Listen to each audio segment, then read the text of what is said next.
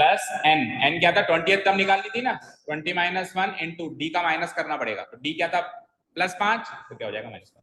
तो ये चीज एग्जैक्टली वही करी हमने।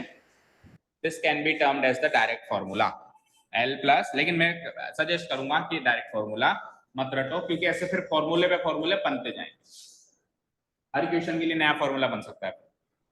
ठीक है, क्लियर है क्या? चले आगे, इंपॉर्टेंट मार्क कर लिया क्वेश्चन को, चलो चलते हैं आगे। अब बचे हुए 3 क्वेश्चंस तो काफी इजी हैं। देखो क्वेश्चन नंबर 18 देखो, 4th एंड 8th टर्म्स का सम करना है, जो कि क्या मिला अपने को 24। The sum of the 4th and 8th terms is what 24। तो 4th टर्म क्या होती है A4 प्लस 8th टर्म क्या होती है A8, और इन दोनों का सम क्या है 24। आगे चलो, 6th और 10th टर्म का सम क्या है 44। 6th टर्म क्या होती है A6, सम करूंगा तो प्लस लगाऊंगा, और 10th टर्म क्या होती है A10, और सम कितना गिवन है बेटा 44। दो इक्वेशन बन गई। टेल मी, दोनों को सॉल्व करूंगा मैं तो A और D निकल जाएगा, क्योंकि दो इक्वेशंस दो वेरिएबल्स, उसमें सॉल्व हो जाता है। बोलो A4 को एक्सपेंड करो जरा, प्लस A8 को एक्सपेंड करो जरा, इक्वल टू व्हाट, A6 को एक्सपेंड करो जरा, प्लस A10 को एक्सपेंड करो जरा, इक्वल टू 44। तो A और A मिलके 2A, और 3D 7D मिलके 10D, इक्वल टू 24। इधर आओ, A और A मिलके अगेन 2A, और 5D 9D 14D मिलके कितना हुआ 44। दोनों में से 2 कॉमन लेके छोटा बना दो, तो A प्लस 10D में से 2 कॉमन लिया तो 5D, और 24 में से 2 कॉमन लिया 12। इसको भी छोटा बनाओ, A plus 7D equal to 22। So ये दो इक्वेशंस बन गई दो वेरिएबल में, इक्वेशन 1 एंड इक्वेशन 2। तो 2 - 1 करते ही D और A आ जाएगा। बोलो इक्वेशन 2 माइनस इक्वेशन 1, तो A से A तो कट जाएगा, 7D में से 5D गया तो 2D, एंड 22 में से 12 गया तो 10, so D comes out to be 10/2, बोले तो 5। अब इसको कहीं भी पुटअप कर दो, इक्वेशन 1 में पुटअप कर दो जरा, तो इक्वेशन 1 में D पुटअप करो, तो A प्लस 5 इंटू D की वैल्यू क्या निकाली 5 यानी 12, तो 5 इंटू 5 क्या होता है 25, 25 उधर भेज दो, 12 माइनस 25 कितना आएगा -13। A clear, D clear. क्या चाहता था वो, फर्स्ट 3 टर्म्स लिखनी है, तो फर्स्ट 3 टर्म्स क्या होती हैं A1 A2 A3, A1 A2 A3, A1 को क्या लिखते हैं A, A2 को क्या लिखते हैं A प्लस D, इसको क्या लिखते हैं A प्लस 2D। तो A क्या निकाला आपने -13 पहली टर्म, A2 कैसे निकालूंगा -13 प्लस D क्या निकाला आपने 5, सो -13 प्लस 5 इज -8 दूसरी टर्म, और A प्लस 2D निकालो तो -13 प्लस 2 इंटू D क्या निकाला था आपने 5, 2 5 10, और -13 प्लस 10 -3, पहली टर्म दूसरी टर्म तीसरी टर्म। हो जाएगा होमवर्क? ठीक है, चलो अब वर्ड प्रॉब्लम्स देख लेते हैं फटाफट। तो वर्ड प्रॉब्लम्स जैसा कि मैंने कहा काफी इजी आएंगी, अगर आपकी आती हैं तो केवल और केवल आपको वर्ड प्रॉब्लम को करेक्ट एपी में कन्वर्ट करना है। अगर एक बार करेक्ट एपी में कन्वर्ट हो गई तो बहुत ही सरल सा क्वेश्चन दिखाई देगा। ठीक है, चलो क्वेश्चन नंबर 19 देखो। सुभा राव नाम के व्यक्ति ने 1995 में काम करना शुरू किया, जॉब लग गई उसकी या जो भी, ठीक है। तो एनुअल सैलरी कितनी थी उसकी 5000, सालाना सैलरी 5000 में उसने काम करना, जो कि उस टाइम ऐसे मानो कि बहुत होते थे 1995 में, है ना। And received an increment, increment क्या होता है सालाना वृद्धि, इंक्रीमेंट क्या होता है वृद्धि, और वैसे इंक्रीमेंट करीब करीब हर जगह एनुअली लगता है ना, करीब करीब बोला ना मैंने, जरूरी नहीं है तभी तो बोला मैंने करीब करीब। अब आप निकाल के लाओ 2-3 कंपनियों के नाम जो हर महीने इंक्रीमेंट देते हो, तो मैं आज ही जॉब छोड़ के उधर ही जाता हूँ, हर महीने इंक्रीमेंट मिलेगा। ठीक है, आप कहीं पर भी जाओ सालाना इंक्रीमेंट लगभग लगभग आपको मिलेगा। किसी कंपनी में काम करो, सपोज करो आप किसी की दुकान किराए पे लेके बैठे हो ना, तो सर गवर्नमेंट जॉब में मंथली मिलता है। हाँ, गवर्नमेंट जॉब में भी एनुअल इंक्रीमेंट मिलता है, मंथली इंक्रीमेंट। वाह, कौन सी ऐसी जॉब है ठीक है, ऐसी कोई जॉब नहीं है जिसमें मंथली इंक्रीमेंट मिलता हो, गवर्नमेंट जॉब तो नहीं है। बाकी प्राइवेट किसी कंपनी में किसी ने पर्टिकुलरली सिस्टम सेट कर रखा, और वैसे देखो चलो होती नहीं है, इसने ईच ईयर लिख दिया ना, तो क्यों लड़ रहे हो।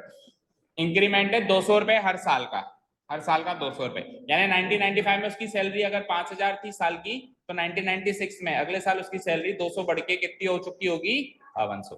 ठीक है, ठीक है ना। किराएदार भी अपना साल में किराया बढ़ा देता है ना, 10% 5% जो भी।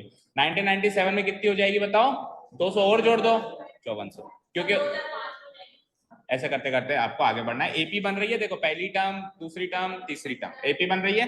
अब आपको क्या करना है, कौन से साल में उसकी इनकम 7000 हो जाएगी, ठीक है, कौन से साल में उसकी इनकम 7000 हो जाएगी, अपने को पता लगा। तो एपी में कन्वर्ट कर दूं, चलो स्टार्ट राइटिंग। चलो देखो,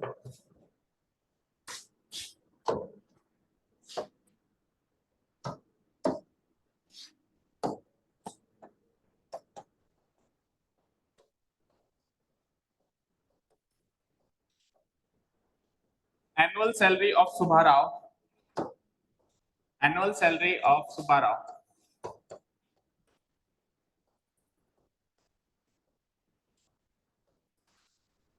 या सिंपली एनुअल सैलरी लिख दो। सुब्बाराव एक ही व्यक्ति का जिक्र है वैसे। एनुअल सैलरी इन ईयर 1995 कितनी की मैंने बोलना, बोलो। और ये जो एनुअल सैलरी 1995 है, इसको A1 मान लो। A1 कितनी है, ₹5000। और इंक्रीमेंट कितना है, एंड इंक्रीमेंट, एनुअल इंक्रीमेंट कितना गिवन है, एनुअल इंक्रीमेंट लिख लो, या फिर इंक्रीमेंट ईच ईयर जैसे उसने लिखा, बोले कितना गिवन है, ये ₹200। ये भी गिवन है, भी गिवन है। So based on this annual salary हो जाएगी 1996 की 1990, दो तीन टर्म्स निकाल लो है ना। So based on this annual salary in 1996, that is, उसको लिख सकता हूं मैं A2, and annual salary in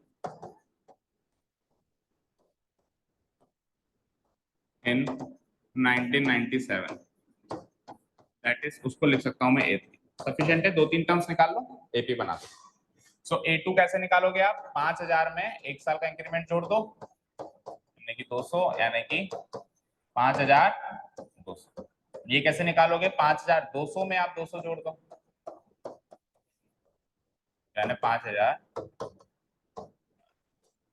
fine, तो A1 A2 A3 निकाल लिया हमने। So it forms an AP,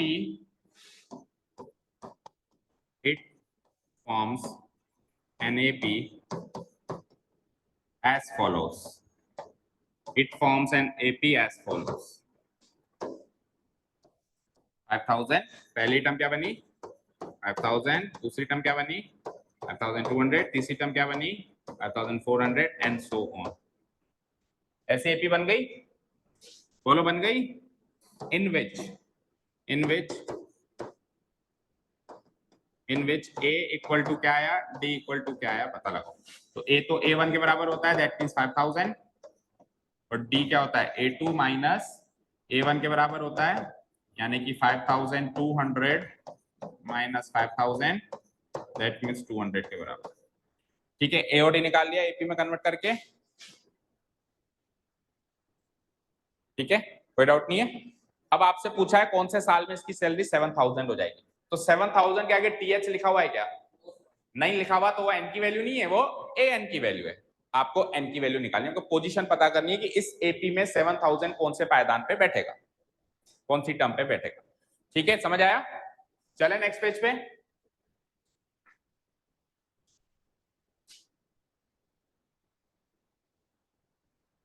चले, now we are required to find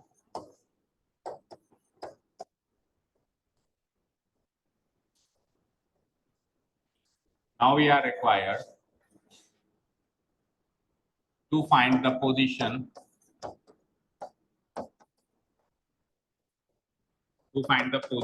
of the term 7000, position of the term 7000, that is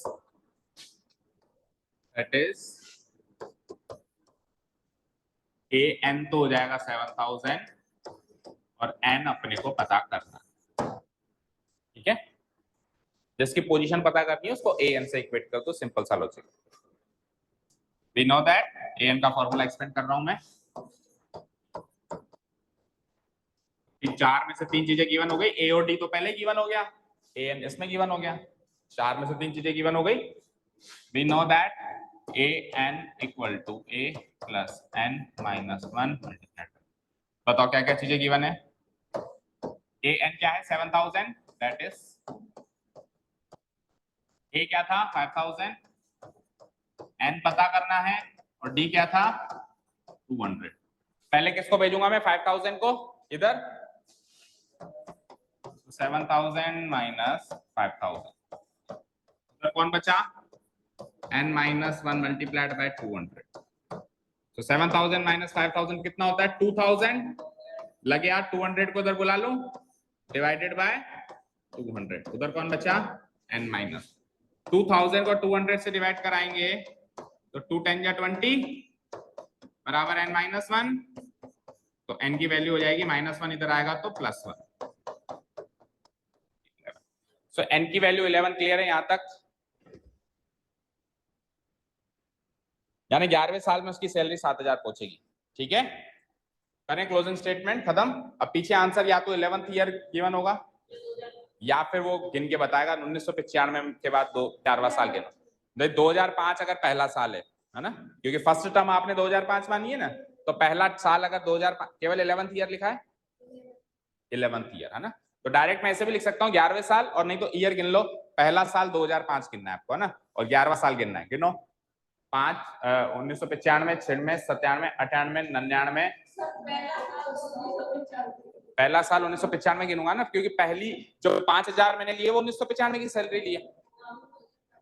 1995 कह रहा हूँ ना, 95 96 97 98 99 2000, उसके बाद कितने हो गए 6 साल, तो यही हो गए 5 साल और गिनो 1 2 3 4 5, 2005 इज द राइट आंसर, ठीक है। बट उसने इतना नहीं किया है कॉम्प्लिकेट, क्योंकि ये कोई टाइम रिलेशन का टॉपिक चल रहा है, ये तो बस आपको पोजीशन पता करनी है। सो कंक्लूडिंग स्टेटमेंट लिख देते हैं हम,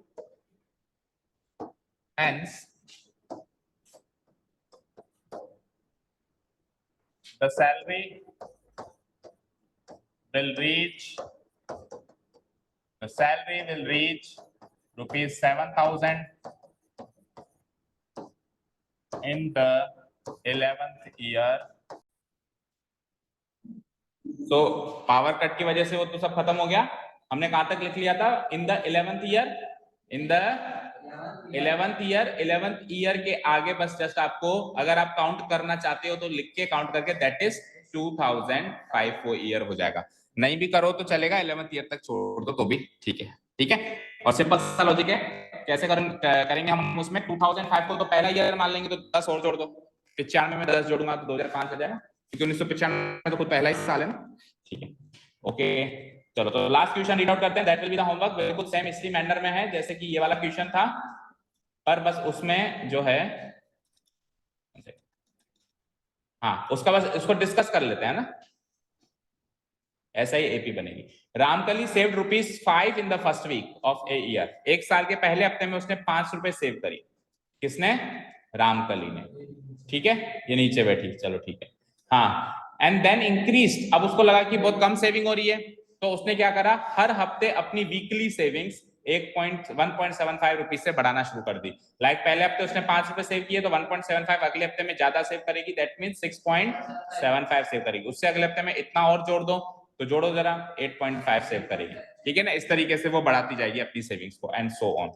तो जैसे पिछले क्वेश्चन में था कि कब उसकी सैलरी इतनी पहुंचेगी, तो इसमें क्वेश्चन है कि कब उसकी सेविंग इतनी पहुंचेगी।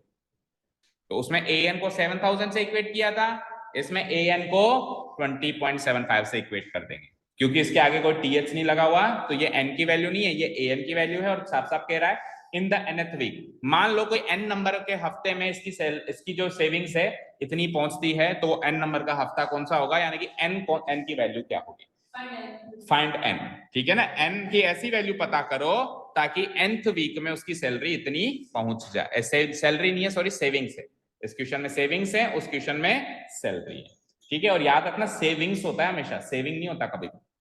जो ग्रामर पढ़ रहे हैं उनको पता होगा। ठीक है चलो, तो इसको मैं रफली सॉल्व कर रहा हूं और सेम टू सेम वही स्टेप्स लिखेंगे जैसे पहले लिखे। क्या?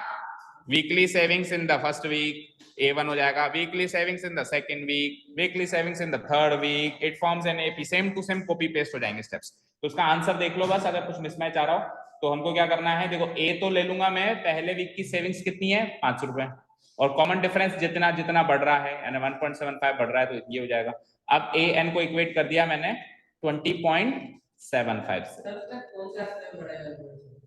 बस पहले हफ्ते से ही, बस पहले हफ्ते में उसने, साल के पहले हफ्ते में 5 रुपए और अगले हफ्ते से बढ़ाना शुरू कर दी, second week, third week, fourth week, ठीक है ना। यानी पहला हफ्ते में 5 रुपए है और फिर उसके बाद बढ़ती जा रही है। ठीक है, ओके। सो AN को एक्सपेंड कर दो, A plus N-1 multiplied by D equal to 20.75। पहली टर्म क्या है 5, N तो निकालना है, D क्या है 1.75 इक्वल टू क्या हो जाएगा 20.75। पहले 5 को उधर भेज दूंगा तो -5 करना, -5 15.75, फिर 1.75 को उधर भेज दूंगा तो डिवाइडेड बाय 1.75। देखो 2 डेसिमल प्लेस ऊपर भी है, 2 डेसिमल प्लेस नीचे भी, तो डेसिमल से डेसिमल खत्म। एक तरीके से 1575 को 175 से डिवाइड करना है। Same similar number of decimal places है ना न्यूमरेटर डिनोमिनेटर में, तो दोनों कैंसिल आउट। अब 1575 को इससे करो जरा, 9 टाइम्स जाएगा क्या, 9 5 जा 45, रिमाइंडर 4, 9 7 is 63 and 4 67, 6, बिल्कुल 9 टाइम्स जाएगा, करके देख लेना। सो ये n-1 की वैल्यू है, -1 को वहां से हटाऊंगा तो +1 कर दूंगा, दैट मींस 10।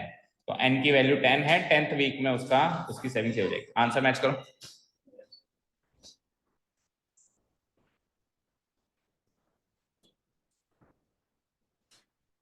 आ रहा है, मैच हो रहा है।